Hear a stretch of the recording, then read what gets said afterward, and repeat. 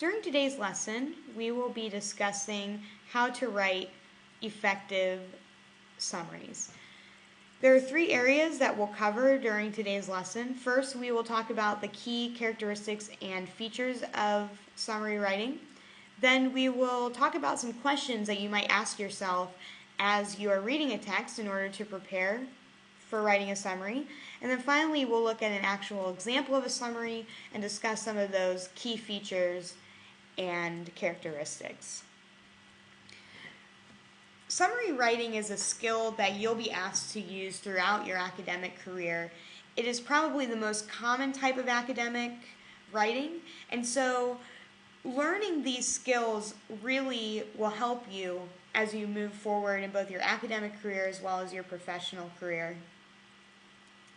Summaries are condensed versions of text that extract and present main ideas in a way that does justice to the author's intentions. So this is a point that we will return to a few times during this presentation. You want to be thinking about, how can I remain objective and neutral during my summary, and how do I get across the author's main ideas in my own words? Not only will you frequently write summaries as a student, you will often encounter them as a standalone genre. So the most common types that we might think about in our everyday lives would be, for example, a summary on the back of a book jacket that would help you figure out whether you would like to read a book.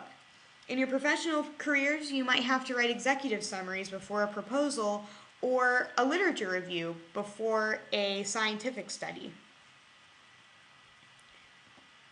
So let's talk about the criteria for an effective summary. There are quite a few here, but you'll notice that they all connect in some way.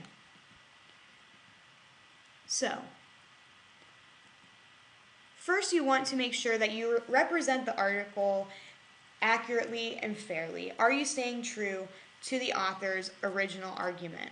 So a lot of times, really this comes down to first making sure that you understand the article and the author's argument in order to summarize it accurately. Next, summaries are direct and concise, using words economically. So oftentimes, you might want to think about summaries of an academic text to be maybe 1/10 of the original article. For many of our summaries that we'll be writing in this class, you will want to keep your summary to about 100 to 250 words. A nice sized paragraph. Remain objective and neutral. Again, this can be difficult to do when you disagree with an author. You don't think that their argument is valid. You'll have a chance oftentimes to respond to an author's argument. So during the summary, you want to make sure that your reader understands what the author actually says. Gives the original article balanced and proportional coverage.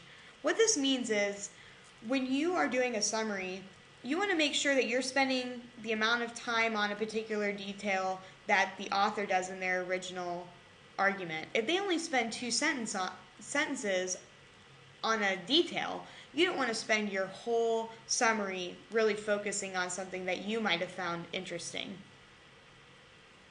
Uses the writer's own words to express the original author's ideas. This might be what we commonly think of when we think of writing a summary. You want to make sure that your summary is in your own words, your own language. Uses attributive tags.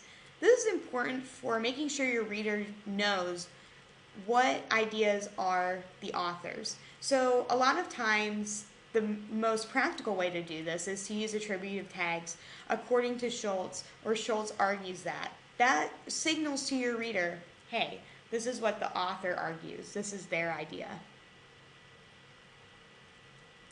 Uses quotations sparingly, if at all, to present the original author's key terms.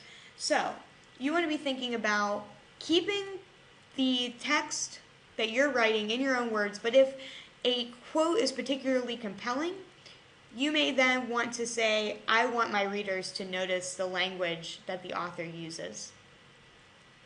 Summaries are a unified, coherent piece of writing in their own right. So I should be able to pull out if you're writing a paragraph summary, pull out the summary from your paper, put it on a blank sheet of paper, and be able to say, okay, there's a beginning with the topic sentence, a middle, a body of the paragraph, and a conclusion. And then finally, you want to cite and document according to MLA standards. Okay. Next, we want to talk about questions that we might want to ask while reading a particular article in order to prepare for writing a summary. First, what is this article about? What is being studied? What is the author reporting here? Basically, this is what is the primary topic of the text. Next, you may want to ask questions about the author. Why has the author undertaken this study? What questions is the author posing? What question is the author posing, and what is the author trying to discover, explain, or understand? Understanding the questions that the author is asking will really help you understand, okay, why are they showing particular evidence? How have they come to a conclusion on their argument? Okay, how has the author gone about discovering answers to a question or problem in order to gain a new understanding of the topic? So this has to do with methodology. Did they do a series of labs? Did they conduct a number of interviews? How did they come across the evidence to support their main points? And then finally, this really gets to the heart of what summary writing is. What main points does the author present, and what evidence does the author examine or use to support these points? Finally, we will look at an example of writing an effective summary. And if you go back to some of the questions that we just discussed, you'll find that, especially if, let's say, this writer had on a separate piece of paper taken these notes and then gone back to write a summary, they could use the answers to the questions that they answered on the previous slide to write a summary in their own words. So let's take a look.